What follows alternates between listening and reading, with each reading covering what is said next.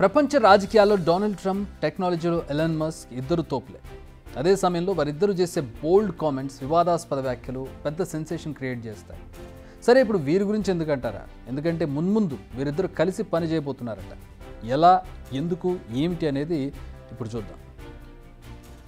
ఆలు లేదు, జూలు లేదు, కొడుకు పేరు సోమలింగం అన్న సామెత గుర్తుందా? ఇది డొనాల్డ్ ట్రంప్కి అతికినట్టు సరిపోతుంది.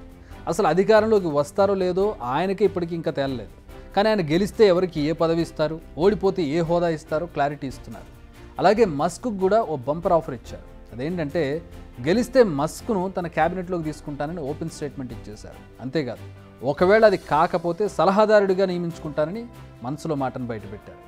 ఇక ట్రంప్ ఆఫర్పై మస్క్ కూడా ఓకే చెప్పేశారు. డిపార్ట్మెంట్ ఆఫ్ గవర్నమెంట్ ఎఫిషియన్సీకి తాను నేతృత్వం వహించేందుకు సిద్ధంగా ఉన్నానని ఎక్స్లో ఆయన అనౌన్స్ చేశారు.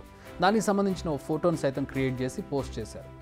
అసలు ప్రభుత్వం వస్తుందో లేదో తెలియదు, కానీ అప్పుడే వీళ్ళు ఎవరికి ఏ పదవులు కావాలో కేటాయించుకుంటున్నారు. టు బీ ఫ్రాంక్, మస్క్కు కీలక పదవి ఇస్తానని చెప్పడం ట్రంప్కి ఇదేం కొత్తగా. 2016లో 2 కీలక సలహా మండళ్లకు ఆయన్ను ఎంపిక చేశారు. కాకపోతే ప్యారిస్ పర్యావరణ ఒప్పందం నుంచి బయటకు రావాలన్న ట్రంప్ నిర్ణయాన్ని తప్పుబట్టారు మస్క్. దీంతో 2017లో తన పదవులకు రాజీనామా చేశారు. కానీ అనుకోకుండా రిపబ్లిక్ అభ్యర్థిగా ట్రంప్ ఓకే అయిన తర్వాత ఓపెన్గా మద్దతు ప్రకటించారు మస్క్. విరాళాలు సైతం సేకరించారు. దీనికి తోడు మస్క్ బిజినెస్ మ్యాన్ కావడంతో ఇద్దరికీ కలిసి వచ్చిందని అంటున్నారు సగటు అమెరికన్లు.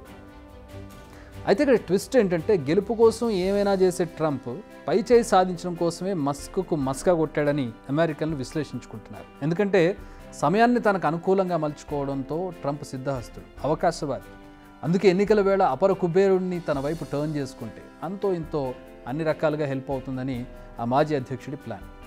ఇక మస్క్ కూడా తక్కువేమిగా, అతడు అపర చాణక్యుడు. ఇందులో ఆయన స్వార్థం కూడా ఉంది. అదేంటంటే అధికారంలోకి వస్తే ఎలక్ట్రిక్ వాహనాలపై $7,500 ట్యాక్స్ క్రెడిట్ను రద్దు చేసే అంశాన్ని పరిశీలిస్తామని ట్రంప్ హామీ ఇచ్చారు. ఒకవేళ ట్రంప్ వస్తే వీటిలో ఎక్కువ లాభం పొందేది మస్కే, ఆయన టెస్లా కంపెనీ. ఇప్పటికే అధిక ధరల వల్ల ఎలక్ట్రిక్ కార్లకు అమెరికాలో పెద్దగా గిరాకీ లేదు. దీంతో పెట్రోల్ కార్లు, హైబ్రిడ్ కార్లు, లేదంటే కొత్తగా ఏదొచ్చినా వాటి వైపు చూస్తున్నారు జనం. మొత్తంగా టెస్లా కార్లకు డిమాండ్ డౌన్ అయిపోయింది. కానీ ట్రంప్ వస్తే ట్యాక్స్ క్రెడిట్తో పాటు చాలా విషయాల్లో మస్క్కు వెసులుబాటు ఉంది. అంతేకాదు, ఆయన రేపటి రోజు అధ్యక్ష పదవి కోసం పోటీ చేసే ఛాన్స్ కూడా ఉంది. ఇప్పటి నుంచి పార్టీలో కీలకంగా వ్యవహరిస్తే మళ్ళీ అధ్యక్ష ఎన్నికల్లో పోటీ చేయొచ్చు కదా. అందుకే ట్రంప్కు మస్క్ కూడా మస్కా కొడుతున్నారని అమెరికన్స్ అంటున్నారు.